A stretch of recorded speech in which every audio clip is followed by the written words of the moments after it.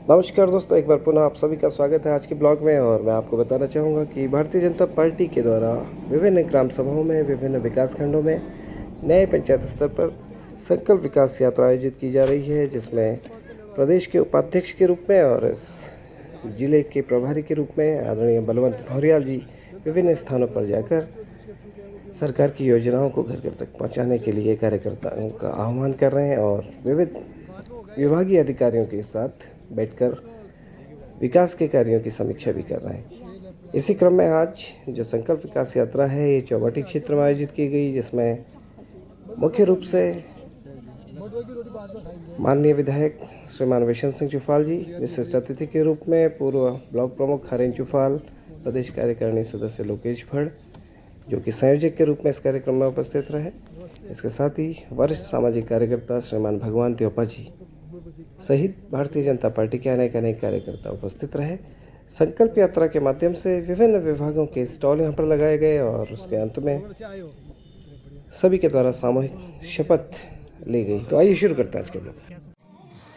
संकल्प विकास यात्रा के माध्यम से केंद्र सरकार की विभिन्न लोक कल्याणकारी योजनाओं को ऑडियो विजुअल माध्यम से विभिन्न क्षेत्रों में प्रदर्शित किया जा रहा है। इसके साथ ही क्षेत्रीय जो जनप्रतिनिधि हैं ऐसे शिविरों के माध्यम से अपने क्षेत्र की समस्याओं को अधिकारियों के समक्ष रखते हैं और कहीं ना कहीं वरिष्ठ लोगों के उपस्थिति में उसकी समीक्षा की जाती है। विद्यालयी बच्चों के द्वारा बहुत ही खूबसूरत कार्यक्रम आयोजित किए गए और विभिन्न विभागों के स्टॉल के माध्यम से क्षेत्रीय जनता को पत्रकों के वितरण के साथ जानकारी दी गई।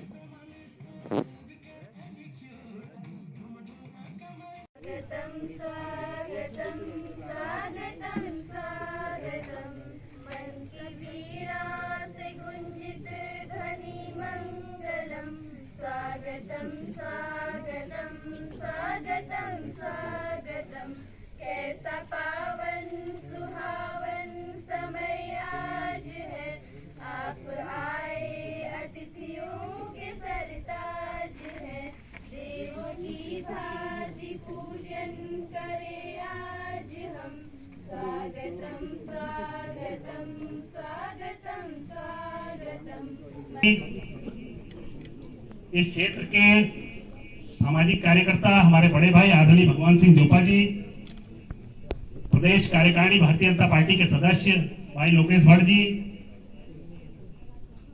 भारतीय जनता पार्टी मंडल के उपाध्यक्ष हरीश जोशी जी,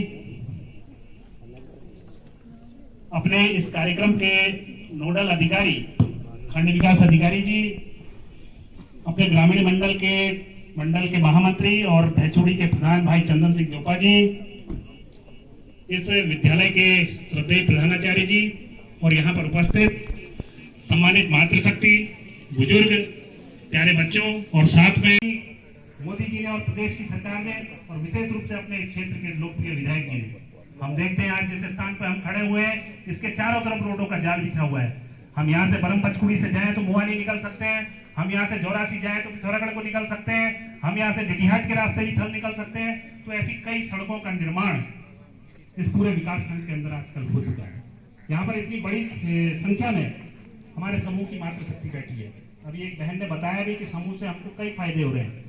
ये भी एक सोच, बहुत बड़ी सोच देश के प्रधानमंत्री की है कि विशेष रूप से हमारी मातृशक्ति को आत्मनिर्भर बनाया जाए, क्योंकि अगर मातृशक्ति आत्मनिर्भर हो जाएगी तो निश्चित रूप से ये देश विकसित हो जाएगा। तो ऐसी कई योजनाएं सरकार, और इसके साथ साथ जो लोग उस समय बेरोजगार हो गए थे, आज कई ऐसी योजनाओं का उन्होंने सृजन किया जिसके द्वारा कि जो हमारे युवा साथी आज घरों पर बैठे हैं लेकिन वो बेरोजगार नहीं बैठे हैं। उन्होंने कई ऐसी योजनाओं का जो है सृजन किया जिससे वो आत्मनिर्भरता की ओर बढ़ सके। आज मैं देखता हूँ, क्योंकि विकासखंड में एक जनप्रतिनिधि के नाते मुझे भी कई युवा साथियों से मिलने का मौका मिलता है और विशेष रूप से कोरोना के काल के बाद जब उनकी आर्थिक स्थिति ठीक नहीं थी, किसी न किसी रूप में मेरे को मिलते थे, तो मैं धन्यवाद भी देना चाहता हूँ अपने प्रदेश सरकार के इन विभागों का, जैसे चाहे पशुपालन का विभाग है हमारा, चाहे कृषि का विभाग है, चाहे अन्य विभाग है। मैंने जब भी आपसे सहयोग की अपेक्षा करी उन युवा साथियों के लिए, चाहे लोन के रूप में हो, चाहे एक पशु को देने के रूप में हो, आप लोगों ने हमेशा हमारा सहयोग किया है। और इसी का परिणाम है कि आज वो बहुत सारे युवा साथी जो वहाँ 20 या 25,000 रुपए की तनख्वाह में नौकरी करते थे, आज अपने घर में आकर पशुपालन का काम कर रहे हैं, मुर्गी पालन का काम कर रहे हैं,